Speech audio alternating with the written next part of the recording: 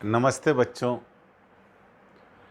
हम इस संसार में रंग बिरंगी वस्तुओं को देखते हैं और ये वस्तुएं हमें रात के समय नहीं दिखाई देती हैं। रात में जब हम बल्ब जला लेते हैं या ट्यूबलाइट जला लेते हैं तो हमें वस्तुएं पुनः दिखाई देने लग जाती हैं। तो बच्चों, आज हम प्रकाश, जिसके कारण हमें ये रंग बिरंगा संसार दिखाई देता है, के बारे में अध्ययन करेंगे।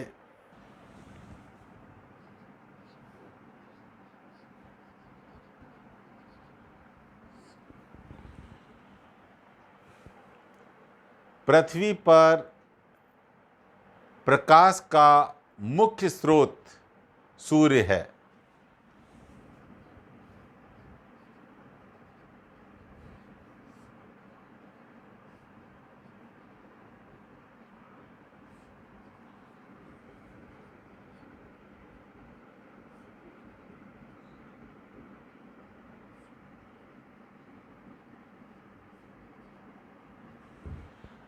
प्रकाश एक प्रकार की ऊर्जा है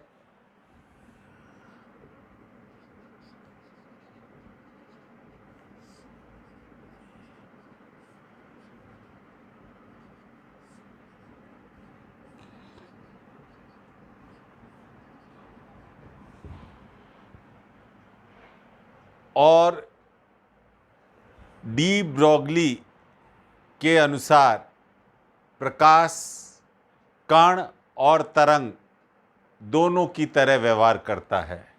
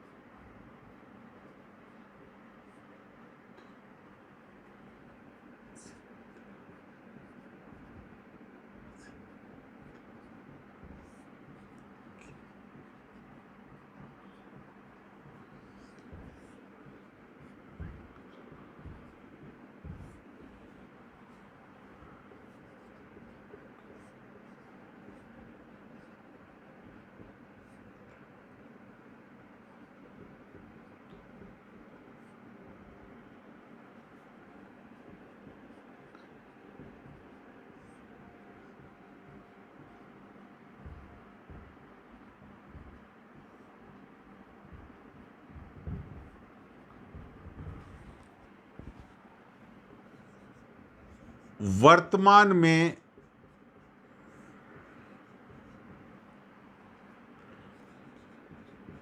कण द्वैतवाद सिद्धांत को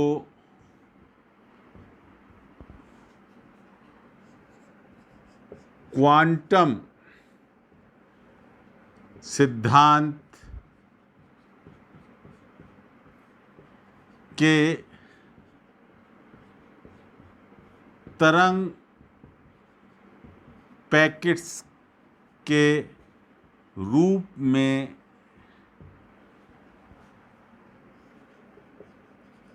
देखा जाता है।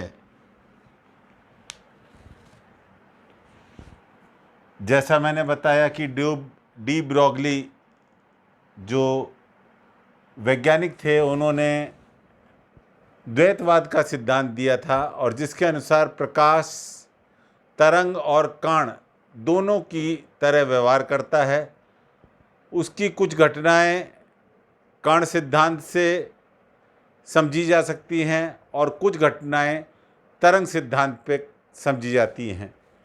और वर्तमान में जो क्वांटम सिद्धांत है वो प्रकाश को तरंग पैकेट्स के रूप में देखता है और उस रूप से वो उसकी व्याख्या करता है।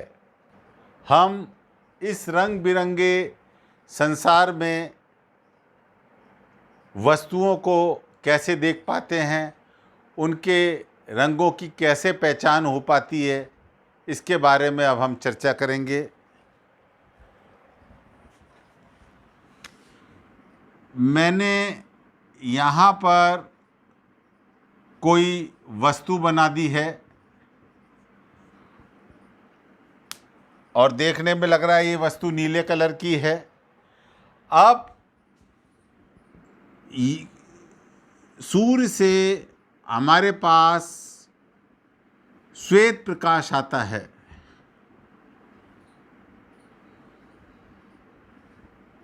और इस वस्तु पे आकर गिरता है। कई बच्चे बोल रहे होंगे कि सर ये श्वेत नहीं काले रंग का है, क्योंकि सफ़ेद बोर्ड पे मैं श्वेत रंग का प्रकाश नहीं दिखा सकता हूँ, इसलिए मैंने इसको काले रंग से दर्शाया है। और ये प्रकाश जो है 7 रंगों से मिलकर बना होता है। ये वही 7 रंग हैं जो हमें इंद्रधनुष में दिखाई देते हैं। अब क्या होता है, बस जब ये श्वेत रंग का प्रकाश इस वस्तु पर पड़ता है तो कुछ रंग का प्रकाश को ये वस्तु सोख लेती है। जैसे ये वस्तु सोख रही है, कुछ रंग का प्रकाश इस वस्तु अवशोषित कर लेती है, यानी सोख रही है। जैसे पानी को भूमि सोख लेती है, उस प्रकार कुछ रंग के प्रकाश को यह वस्तु सोख लेती है और शेष बचे प्रकाश को परावर्तित कर देती है, जिसको अपन आगे पढ़ेंगे परावर्तित क्या होता है। इस तरह से कुछ रंग का प्रकाश परावर्तित हो जाता है, कुछ का अवशोषित हो जाता है। और जो प्रकाश हमारी आँखों के अंदर प्रवेश करता है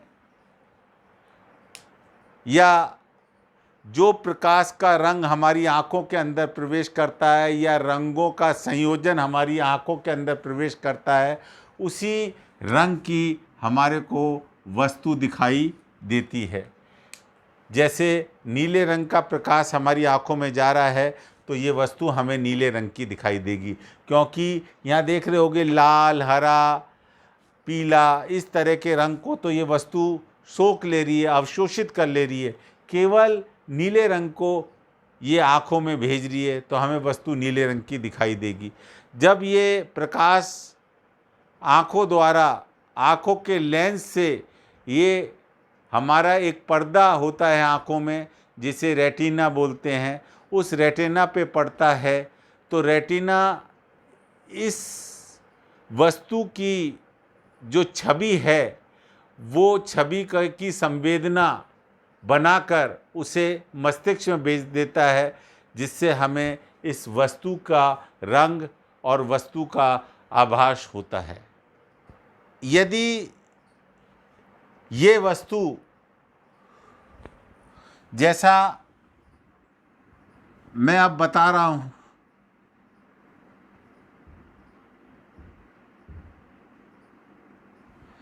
यदि ये वस्तु सारे रंगों को अवशोषित कर ले, जब सारे अवशोषित हो जाएंगे तो आँखों में कोई भी रंग नहीं जाएगा। उस स्थिति में हमें वस्तु काली नज़र आएगी। जब कोई भी प्रकाश इधर से नहीं जाएगा, इससे टकराकर आँखों में नहीं जाएगा, तो हमें वो वस्तु काली नज़र आएगी। और अगर एक और वो देख लें,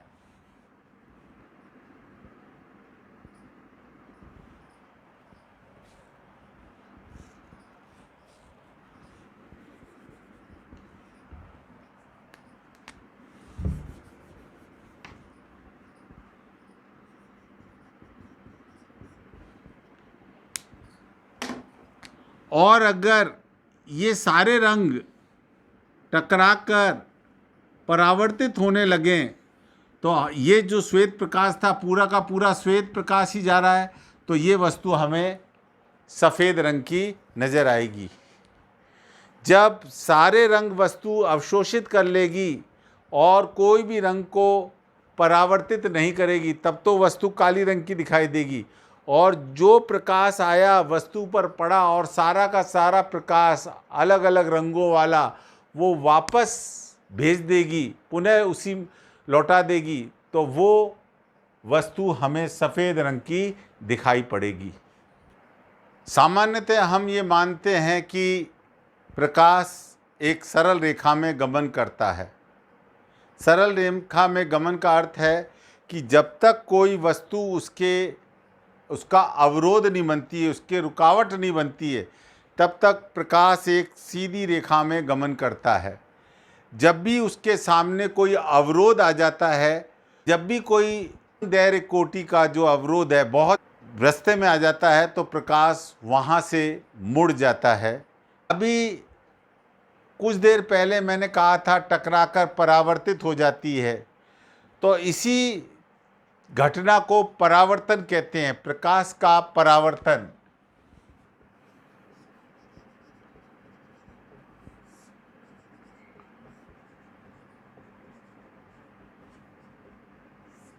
ये क्या घटना होती है उसको देखते हैं।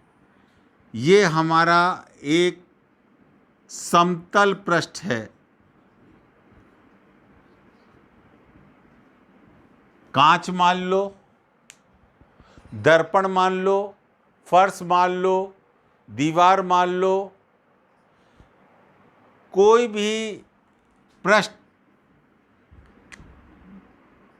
जो कागज है ये भी एक समतल पृष्ठ है। तो इस प्रकार के जो उदाहरण दिए, इस प्रकार के जो पृष्ठ हैं वो समतल पृष्ठ कहलाते हैं।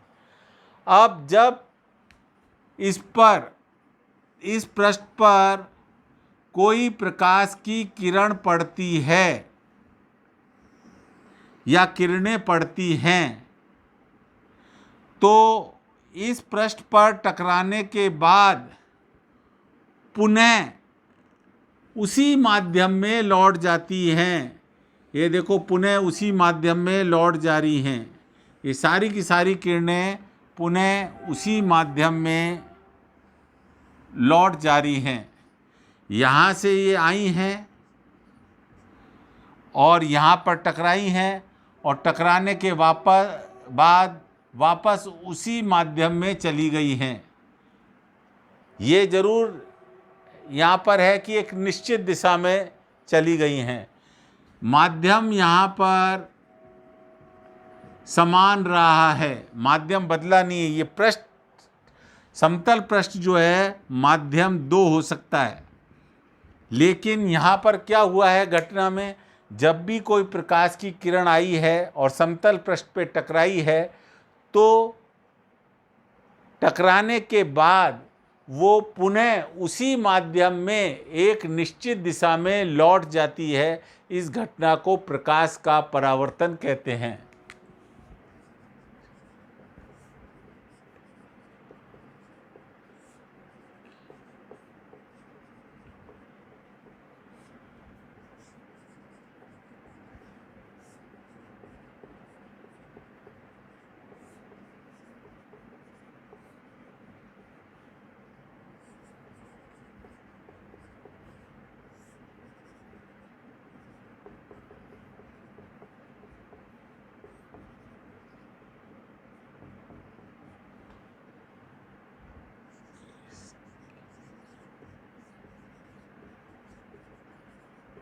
इसके फलस्वरूप का मतलब है, इस टकराने के बाद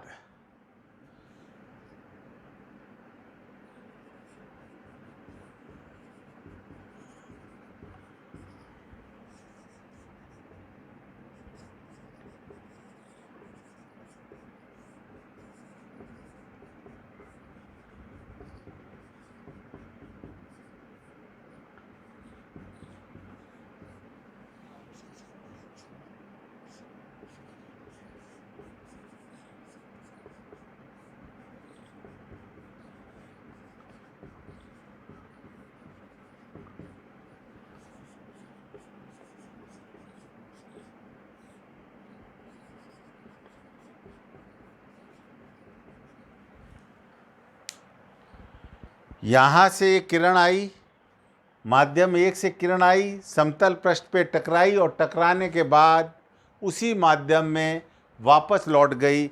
और जो ये घटना हुई है, इस घटना को भौतिक में प्रकाश का परावर्तन कहते हैं।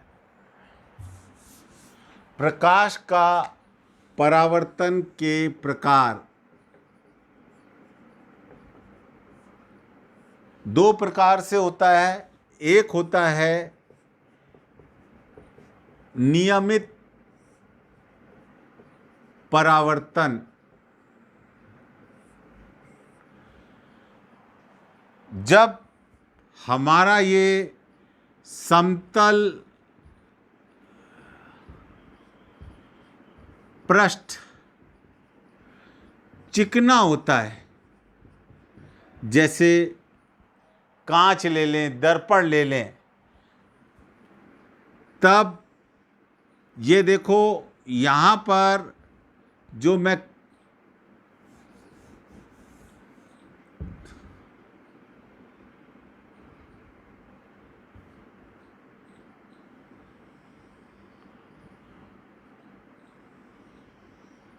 यहाँ पर ये सारी किरणें समांतर आ रही हैं, इनको समांतर माने। और यहाँ पड़ने के बाद ये किरणें, सभी किरणें समांतर ही जा रही हैं।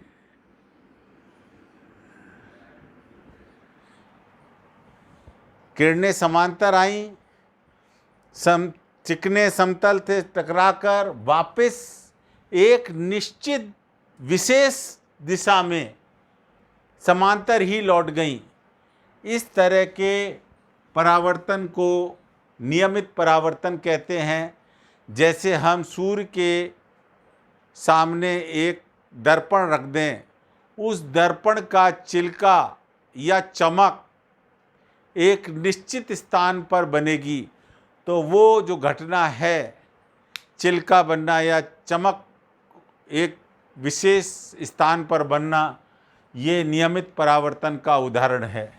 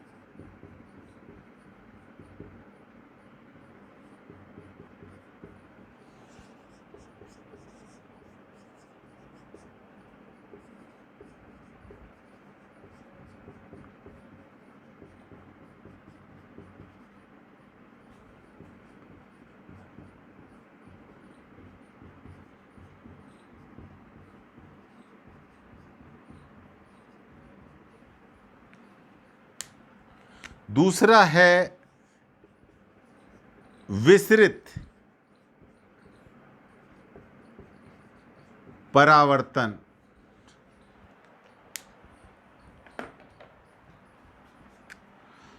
अब की जो हमने प्रश्न ले लिया वो आप देख रहे होंगे, वो समतल प्रश्न ना होकर खुरदरा समतल पृष्ठ है। और इस पर जब प्रकाश की समांतर किरणें डालेंगे, जैसे हमने पहले भी डाली थी, और डालने पर ये जो किरणें हैं अलग अलग दिशाओं में चली जाएगी। मान लो ये किरण इधर चली गई, ये किरण इधर चली गई, ये किरण इधर चली गई, ये किरण इधर चली गई, यानी सभी दिशाओं में ये प्रकाश की किरणें फैल जाती हैं। इस घटना को विसरित परावर्तन कहते हैं।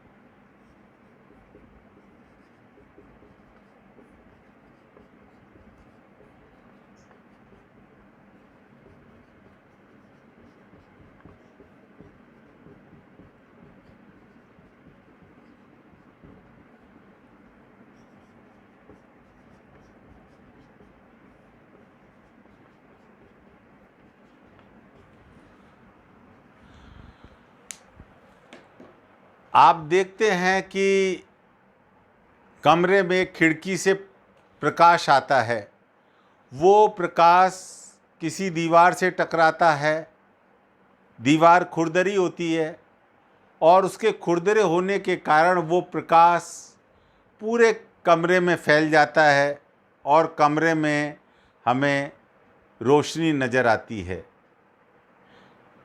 इस तरह की जो घटना है वो विसरित परावर्तन के अंतर्गत आती है। प्रकाश के परावर्तन के नियम। अभी मैंने आपको बताया था, यहाँ पर मैंने एक कांच ले लिया है, समतल पृष्ठ है, जब और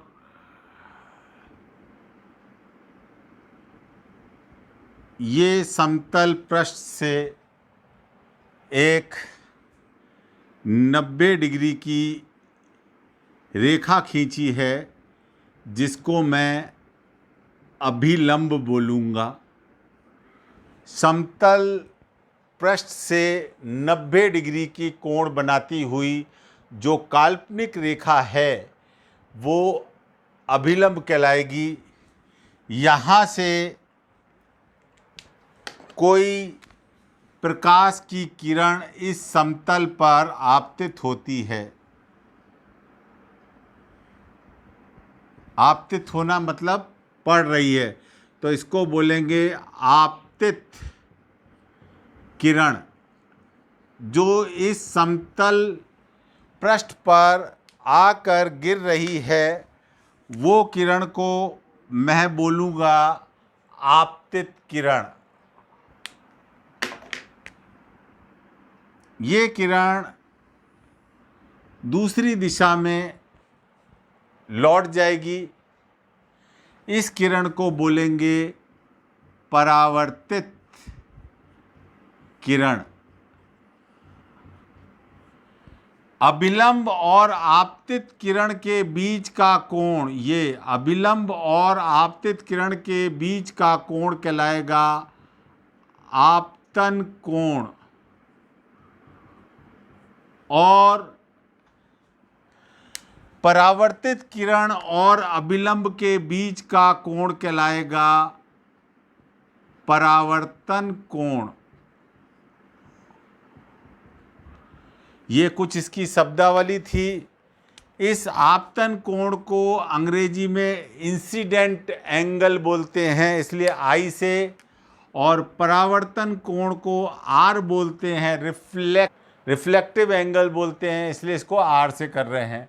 तो परावर्तन के दो नियम हैं। पहला नियम आप देखिए, आपतित किरण ये वाली, अभिलंब और परावर्तित किरण तीनों एक ही तल में हैं, यानी तीनों एक ही तल में आ रहे हैं। कोई इस तल पे इस प्रकार से बाहर नहीं है, इस प्रकार से बाहर नहीं है। जैसे मेरा पेन इस तल के बाहर है, बोर्ड के बाहर है, लेकिन ये तीनों कौन कौन सी, आपतित